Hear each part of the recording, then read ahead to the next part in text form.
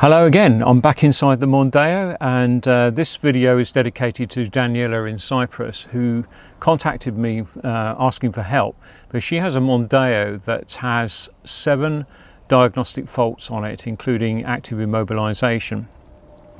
This has prompted me to have a look at the CAN system on the Ford cars to see if there is some easy means in which you might be able to start your investigations to try and solve some of these problems. So my starting point was looking at the Haynes manual, and frankly I was disappointed because it only has a limited set of wiring schematics inside of it, and barely refers to the CAN system at all. So I contacted Haynes by email. Got a very nice reply from a chap called Peter from the technical services, who said that they hadn't actually supplied a complete set of wiring schematics for cars for over 20 years, and that instead they only include a selection of diagrams most suitable for DIY use based on feedback and market research. He also goes on to say the information that you require is more detailed than we would normally include in our DIY manual. It is not available to him, in other words, from Ford's. So basically Ford's are not giving out the information, which is, thank you very much Ford's, that's not helpful at all. Anyway, from there I then did quite a lot of research online to see what information might be out there already. And in the description part of this video, I'm going to leave a whole bunch of links, the sources of my information, and also to give credit where other people have done some fantastic work researching the CAN system. So what you will need is a Windows laptop with a program called ForScan, a digital multimeter, nothing too expensive but something capable of reading both voltage and resistance, and an ODB2 diagnostic interface with a USB connection, and look out for a little switch on top because that will allow you to get across the 2 CAN buses. So what is the CAN system? CAN, C-A-N. What that stands for is Controller Area Network. And what it is there are a bunch of boxes inside the car. These are called modules. Each module is assigned to actually control a certain part of the car. The module has a microcontroller inside of it and a program, and it scans various sensors, and depending on the results of its scans, it will then try and control parts of the car. These modules also have to have the ability to be able to communicate with each other, and I'll talk a bit more about that a bit later. The CAN network, the CAN bus, is basically just a twisted pair of wires that run through the car, and each module just connects on to those 2 wires. In order for the signal to be resistant from electrical interference, first of all, that's why it's twisted, but secondly, at the beginning and the end of the so-called bus, the twisted pair of wires, are resistors. And those resistors effectively absorb the signal when it comes to the end of the wire. If it didn't do that, the signal would bounce off the end of the wire and reflect back up the wires and interfere with the next set of data coming down, and you would get a lot of interference, and we'll look at that a bit later as well. So we need to find the diagnostic connector on this car, and you'll find it if you come down, open up the coin box here. There's a little cover.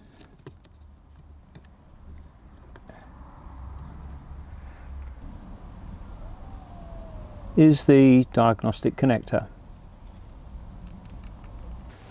So the first CAN bus is the high-speed bus, the HS bus, which runs at 500 kilobits per second and is connected across pins 3 and 11 of the diagnostic connector. The first module is the power control module, and that has a 120 ohm resistor, termination resistor. The wires that run away forming the bus are white and white blue, and the modules in this particular system are the most important, the primary ones for the car. So they include the SAS-M, which is the steering angle sensor module, and the ABS, which of course is the braking system. The final part of the bus is the body control module, which deals with things like door openings and lights, etc. It's called the BCM, but you may also hear it referred to as the GEM, G-E-M. It also has a 120 ohm terminating resistor. The second bus system is the medium speed bus, or MS bus, which operates 125 kilobits per second. It is also connected to the BCM, and there is a second terminating resistor. It's carried on two twisted wires again. One is grey orange and the other is violet orange. And on this bus are the lesser modules, the less important functions of the car. So there's things like the instrument panel, the IPC, the heating, ventilation and air conditioning control, the restraint control module, the seat belts in other words, the driver's door module and the passenger door module. This bus system is also connected to the Diagnostic Connector on pins 6 and 14. So the third bus system is the Multimedia Bus, or the MM bus, which operates at 125 kilobits per second. The bus wires are red and blue, and they start and finish at the IPC, the instrument panel. Therefore, in the instrument panel, there are two terminating resistors for this bus. There is a third terminating resistor for the MS bus. On this bus are the audio control module and the speech recognition module. And this bus system is also connected to the Diagnostic Connector on pins 1 and 8. The IPC acts as another data bridge, just like the BCM was a data bridge. And this allows the MM bus to communicate to the MS bus. So each bus system has a 120 ohm resistor at either end of it. So if you were to measure any points along that bus, you should see some form of resistance where you've got two resistors in parallel. 220 ohm resistors in parallel equals 60 ohms. So anywhere along the bus, you should read just 60 ohms. If you read 120 ohms, it means you've lost wiring to one of your terminating modules. If you have no resistance or an open circuit, you've either got a short or you've got no connection to the bus system whatsoever. This is quite important. There's about 4 different possible faults there that can be diagnosed simply by reading the resistance. We'll look at that in a moment. So here's a more complete drawing that I found in a forum online, and it was posted by a chap called Go For It, who seems to be into reverse engineering and programming the Mondeo CAN system. He's posted it as the 2007 to 2012 Mark IV Mondeo. It looks pretty accurate to me. It also shows all the terminating resistors as well. I'll leave a link below to this particular drawing. So let's have a look at how these modules might communicate with each other. On your instrument panel, there's a speedo. The speed information for the car comes from the ABS module, which is picking up data from an ABS sensor on one of the wheels. So ABS data comes along the HS bus through the BCM, where it's translated, and then put back out onto the MS CAN bus to the IPC. Secondly, supposing I use the speech recognition to actually demand that I switch on demist, then what will happen there is the speech recognition module will send data back through the IPC to the climate control module, where the interior fans and the screen heaters will switch on to demist the car. So imagine you've entered your car now and you're using your keyless fob to start it. The KVM module is the module that deals with this, and it sends data down the MS bus via the BCM back onto the HS CAN bus to the PCM to enable the car to start. But just imagine also that it doesn't recognize your key fob and it believes it has an intruder and there's a security risk. It will then send instead an active immobilizer signal back to the PCM in order to disable any form of starting. So up until now we've talked about resistance and how that might help us to diagnose a fault on the CAM system. But let's talk now about the voltages. This is data being passed along these wires, and the two wires are known as CAN L and CAN H. For logic 0, both the wires sit at the same voltage of 2.5 volts. For logic 1, the CAN H wire goes up to 4 volts and the CAN L drops down to 1 volt thereabouts, giving about a 3 volt swing across the two wires. Now if it's going to be very difficult to actually see these signals unless you've got access to an oscilloscope, but you do have access hopefully to a digital multimeter. And if we looked at the voltages on the various pins, you should find that the CAN H average DC voltage, depending on the data that's being transferred, is at about 2.7 volts. And the average DC voltage on the CAN L is 2.3 volts.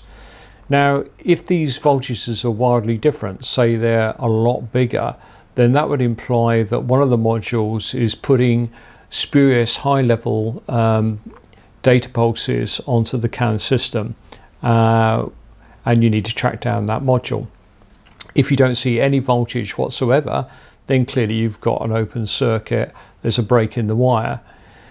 If the voltages are a little bit high, then it could also be that one of the termination resistors is missing. So if you look at my diagnostic connector, bearing in mind it's upside down to the way it was drawn in the diagrams, I've got pins 1, 3, 4, 5, 6, 8, 11, 14 and 16. That means I've got the HS bus, the MS bus and the MM bus available on my connector. So to conclude, if we look across each of the CAM buses, we should be able to see some form of resistance between pins 1 and 8, 3 and 11, 6 and 14. We should see 60 ohms or thereabouts. If we look on each of the pins, the high and the low pins, we should see 2.3 volts roughly speaking on the low and 2.7 volts roughly speaking on the high pin. Let's go and have a look at the car. Right, I'm going to measure to start with pins 1 and 8, and we got 60.3 ohms. Now I'm going to measure between pins 3 and 11, and I've got 62 ohms roughly.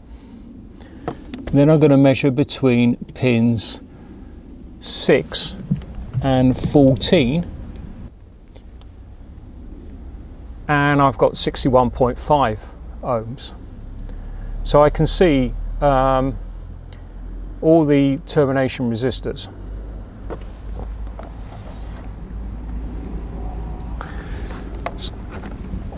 This time switching to volts, turning power on, use the earth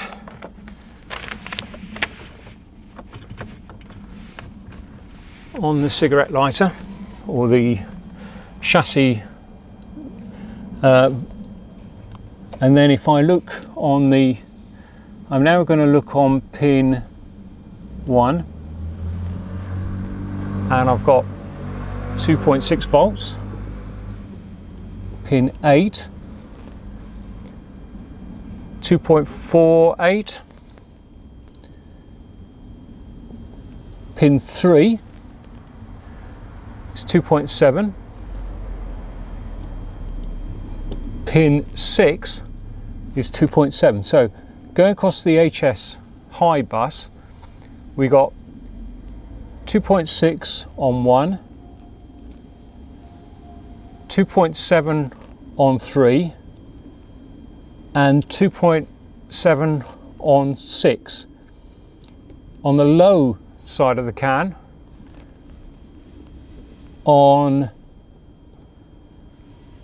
let's start with that one, which is number 8 on the multimedia, 2.5 volts on the low one.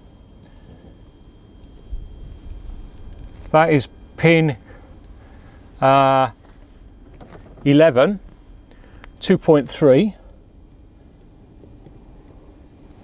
and on 14, 2.3. So both the HS and MS buses are very much the same. The multimedia bus is slightly different, and that will all depend on the number of logic 1s and 0s that are being transmitted. So to get into the onboard diagnostics and display it onto the instrument panel, you hold down the OK button and you turn on the ignition. You hold it there for about 10 to 15 seconds and then you'll see test. And the next thing that happens is the instruments go into sweep mode. And once that's complete, if you hit the OK again, you get the LED test, ROM level AB. Keep pressing down. These are the DTC faults, and I've got what have I got? 42268, 415, 68, 416, 68, C2 20,000. Anyway, to understand what those codes mean, you now got to actually do a better translation and then look up. So DTC codes are in a kind of standard where there's a letter plus 4 numbers. If it starts with a P, it means it's a powertrain or engine management problem. If it's a B, it's a body function problem. If it's a C, it's a chassis problem, something like ABS. And then you have U codes, which are the manufacturer's custom codes that they can add in. Now my example of a fault code that I've got on my car is C42268, but don't be fooled into thinking that's a chassis code, because that's not how it works. To translate the fault code, you first take the first number or the letter and look it up in this table. So I have a C, so that translates to U0. The next 3 digits actually form the rest of the DTC number. The final 2 digits are actually a description of what the problem is. If it's a 68, it's invalid data. If it's a 00, it's lost comms. So after translating the Ford codes into standard codes, you can then do a search on the internet to look up a description of what the faults are and in which modules. So that's it for now. That's the end of part 1. In part 2, I'm going to start using the laptop and the interface cable and a program called ForScan to find out more about the faults that I've got on the car. In fact, they're historic faults, I know that, from the period when I was having trouble starting the car, and that was a starter motor problem and poor batteries and things like that. Anyway, we're going to find out a little bit more about the car. Thanks for all those people who have subscribed to me, and also the comments. I love the comments, positive or negative, it doesn't matter. I love it actually when people include their own experiences as well. It helps enormously all of us. Anyway, let's move on to part 2.